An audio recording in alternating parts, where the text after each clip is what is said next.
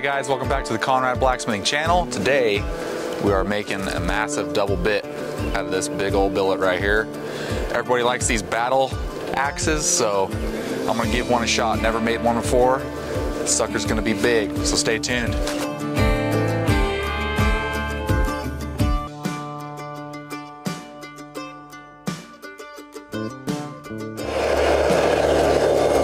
First heat of the day. Turning this thing into a battle axe billet.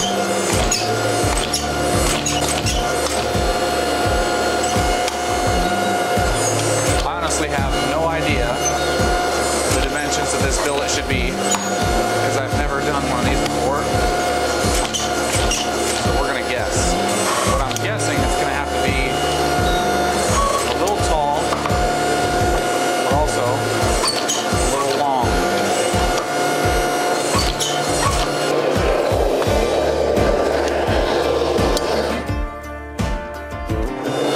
Again, guessing on billet size, I'm gonna shorten it up a little bit. Just because I think this thing's gonna have to be really tall. You can see, compared to the last axe, the press is struggling a whole lot more with this S7. This stuff is so hard to forge. I'm gonna have to switch to the half round dies so we can spread her out.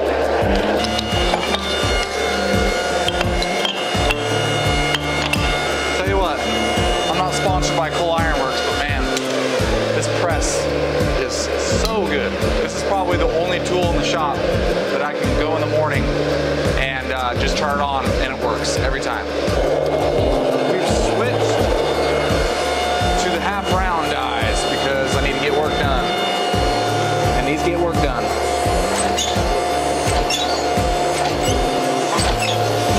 Much better. Much better.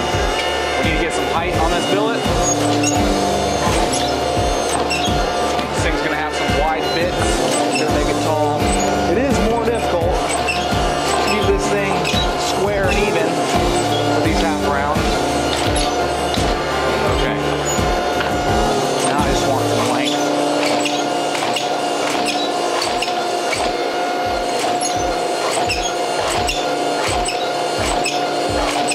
Much better. Okay. Now we have the rough shape of this billet. Go back to the flat dies and get her done.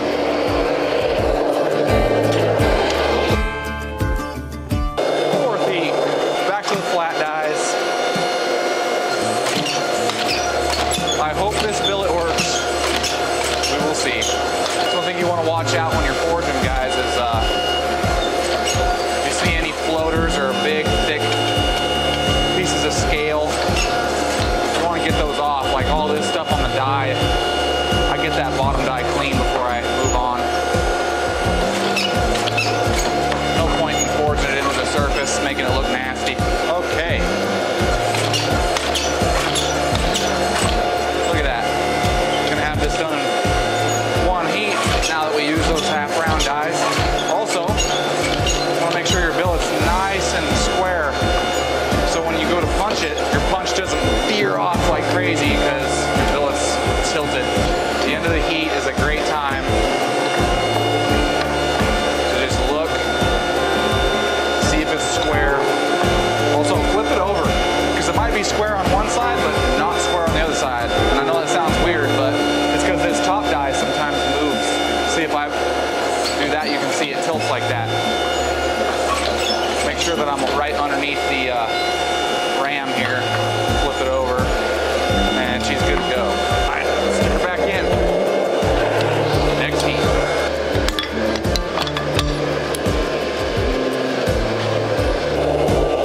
Okay, we're ready to punch. Let's really hope that this goes well. This is a tall billet. Straight to the boot. That's why you wear good boots, people. So when you have a 6-pound, 2,000-degree billet, stub your toe, you're okay. I'm really gonna take my time on this one because, wow. Actually, it looks works pretty good. Always flip it and look. Yeah, it always looks off center when you flip it again. So, it doesn't need to be caliper perfect. Okay, that's getting cold, so we'll stick it back in. Back to punching.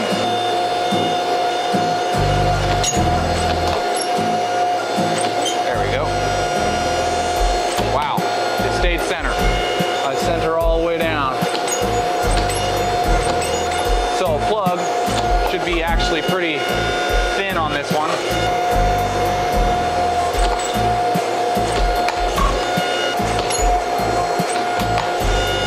Center plug is hanging on by just a little hair.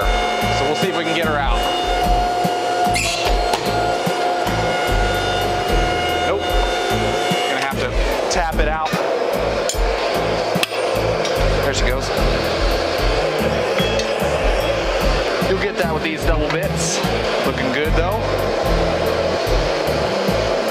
Back in the forge.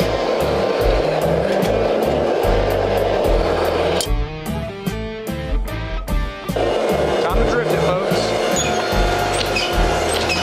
That thing had a lot of lube on it. So I'm heating up this axe. Very hot right now, but when I draw this out, it actually works. And you can see I'm using half of the die, so I actually get work done. That drift cools it down so fast. There we go.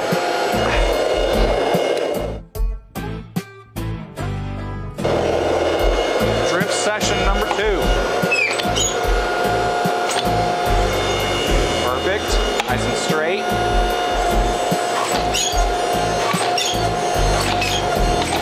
Nice and hot, doing the work. You can see the drift is a little bit heated up now that I've used it once, and it's not such a heat sink. That's why when I cool down my drifts, I don't cool them down completely. Leave it about 350 degrees and it works perfect. Let's go to the other side and clean up that other side again. See what we can do here. Since it's still hot. A little bit.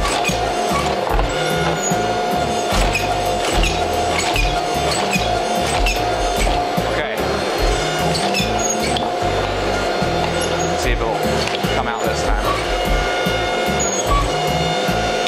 Now we'll start working on the bits. Half in, half out. Okay, we're just gonna go with the flow here, folks. I don't know what this is gonna look like, but you can see we're going for some wide bits. Yeah, it's gonna look crazy. Usually when I just start squishing steel and doing whatever I want, something cool comes out. Hopefully this will come out about 4.5, 5 pounds, but we'll see.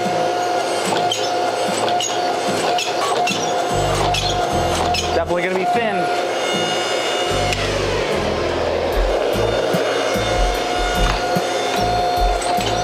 Let's see what we can do with this thing here. It's gonna be quite interesting. We'll see how battle axey it is. I know you folks like your battle axes. So violent. I just want to chop someone's head off. Maybe we shouldn't tell YouTube this is a battle axe. This is a non-assault axe. Standard capacity axe. 10 round magazines only for this one. Legal in California.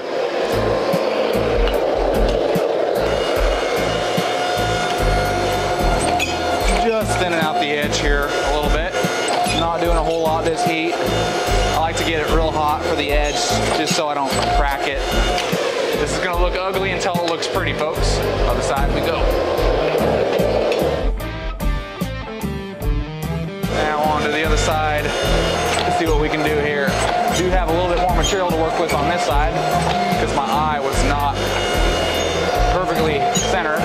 With double bits and particularly custom axes like this, I'm looking for a center eye this way instead of a center eye long ways, because a lot of the times it's very difficult to keep a double bit eye straight up and down. And that makes the straightening process a whole lot easier.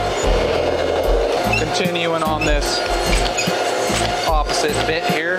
Right now I'm just looking for symmetry. Not bad. Okay, that's kind of looking like a battle axe.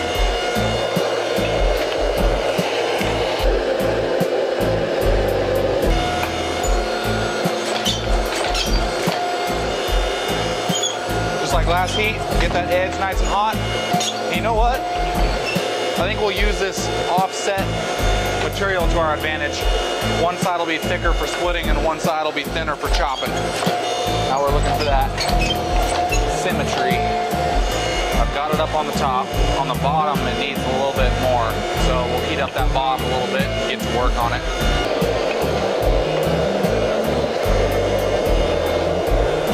Get that bottom done here. It's very hot, so you don't want to touch it that much. Just barely. And it's not sharp like the other one, but that's why you just barely tap it. Just spread it farther than the other one is spread so we can grind it. You can always grind it pointy. There you go. Still real rough, but hey, I'm actually really happy with that. We need to do some grinding.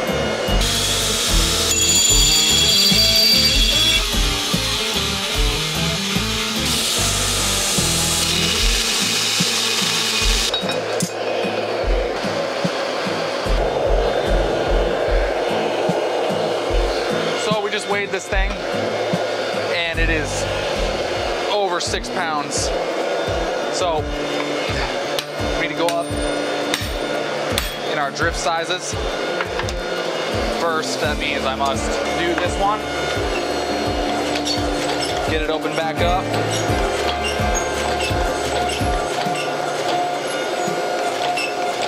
And then we'll go up. So weird, this thing does not look 6 pounds to my eye. But to the scale it does, so we shall, well, that's going to be difficult. Oh.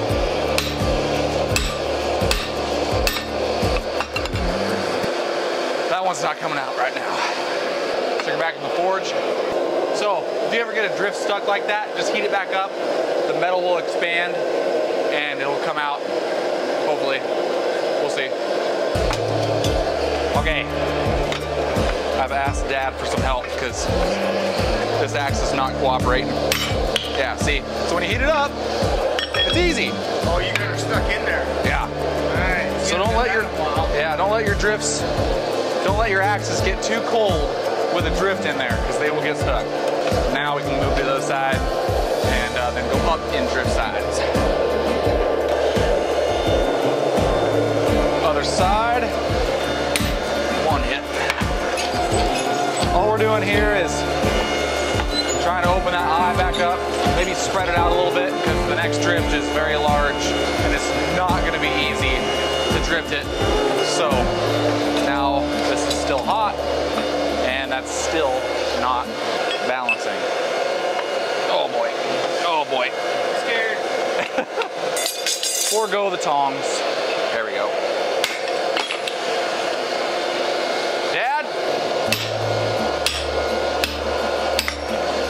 Perfect. Thank you. The drift we have to fit through there is a lot larger than the eye, so I'm going to get this very hot. All right, going up in drift size. This feels so weird. I don't know what to do with my left hand.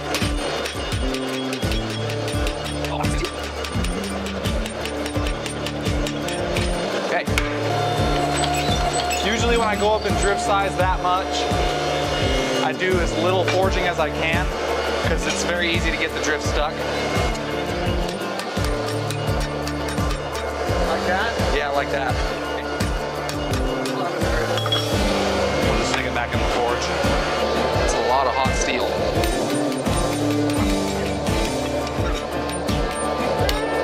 Scale. Yeah. So this is the struggle with double bits. It's keeping the eye straight. It's crooked right now, but you can always fix that with forging. So, and now I just want to grip from the other side. I'm gonna try and do some press work on these cheeks or whatever you want to call them. Eye walls. See if that works.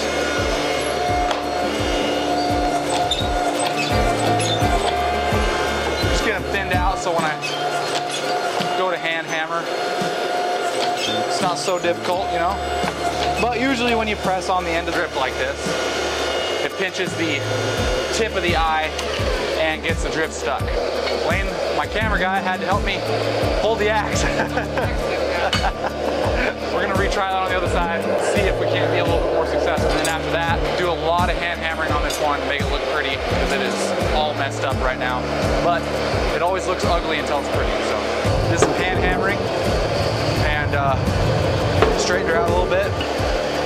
Drift did not come loose like I thought it would, so Lane again had to come to my rescue. But it's looking good. We'll do that to the other side and move on.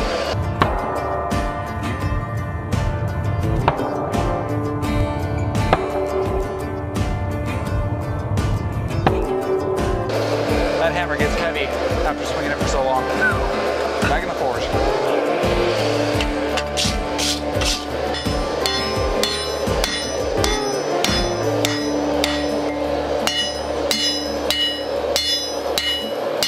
Can't express to you how hot it is. Even like your hand just going like that in a way. Oh, it's insane, insane. And this is only halfway heated up, but that side's looking better. Move on to the other side and continue to make this thing look pretty again. Make axes pretty again. Oh, ow! I hammered myself in the face. Turns out, folks, when you hit your hammer on the anvil, it bounces back and hits you in the head.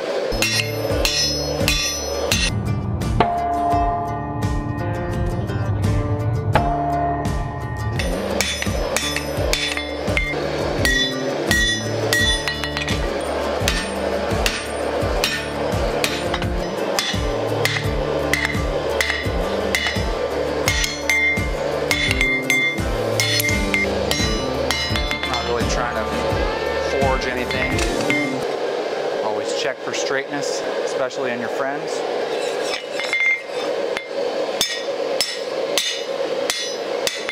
These may look like some real lazy hammering strikes, but they're very purposeful.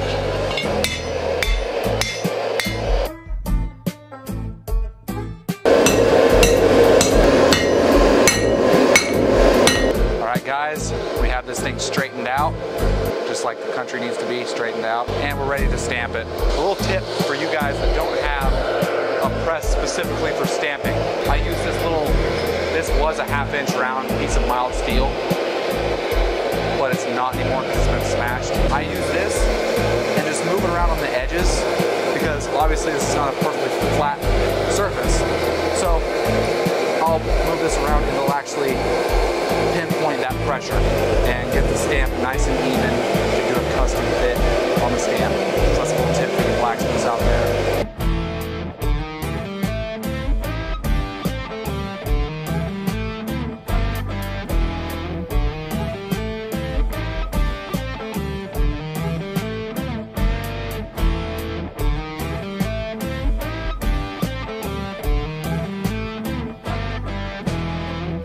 She's ready for heat treat, guys. This thing is pretty sweet. I told you, it'd be ugly until it looks pretty, and it's pretty now. It's not even as pretty as it's gonna be. This thing is about 5 1/4 pounds right now. All I'll say is there's still some grinding to be done. So we will catch you up on the final weight once that's done, but it's about to go in the oven. 1700 degrees for 20 minutes.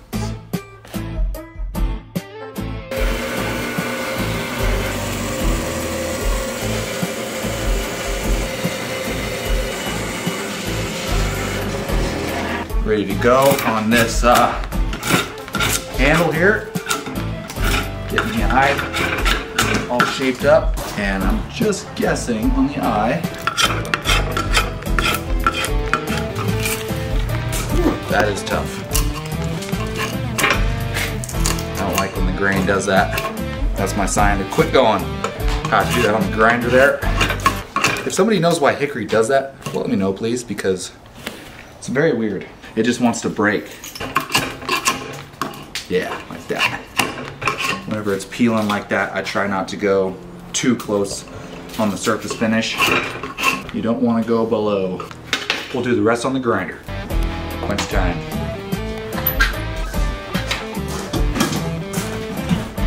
Oh. It is good to let it air cool after it gets about that hot.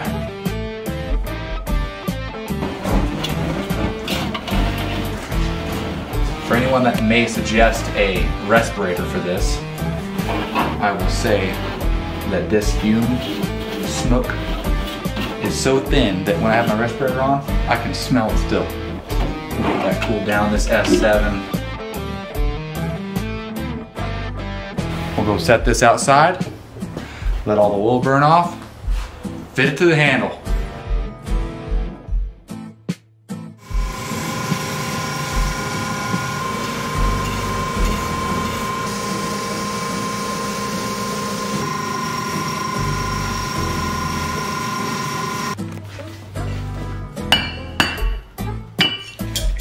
Brush her off. I just like dropping stuff, guys. It's just my hobby. Hey, you guys like that? That's pretty nice. Surprisingly, I was able to get this thing pretty symmetrical by eye. I measured it and I had to move this edge, I believe, an 1/8 inch out, and that's about it. But it's mostly because I just used an 8-inch contact wheel and with radiuses like that.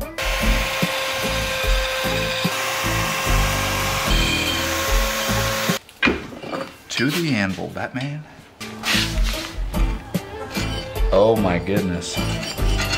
I guess so close. Wow. I'm kind of impressed with that.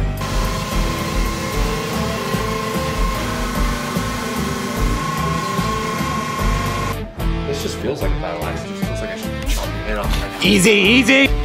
Ready to grind the handle. I think it's 32 inches. I didn't really measure it. Just how long over the board was. Hickory. Gonna burn this thing too. Pretty sweet.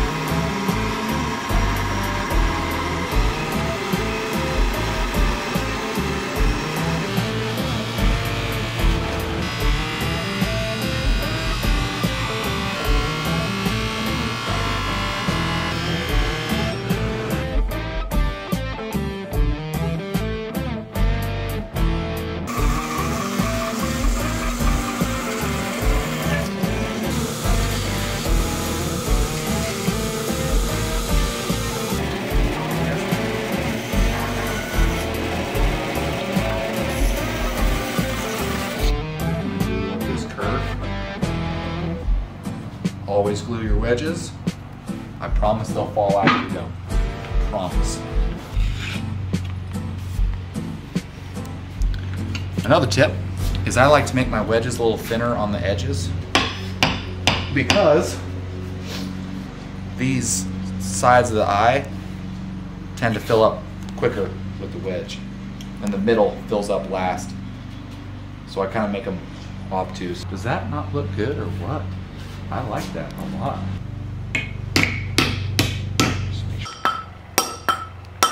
Perfect. Exactly what I want. You can see the oil seeping through there because the pressure. That sucker is not coming loose. Now the fun part is figuring out how I'm going to grind that. We'll see.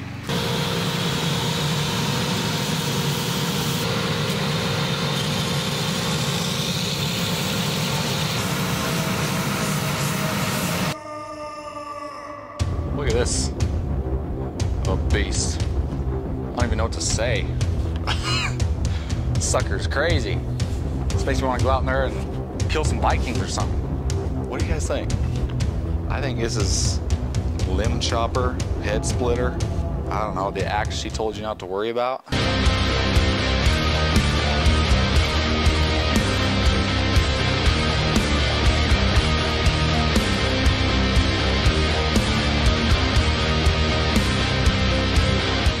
You don't want to be in front of this sucker. So you better watch out, unless you buy this thing. And it's going to be dropped on my website this Friday. So be watching for it.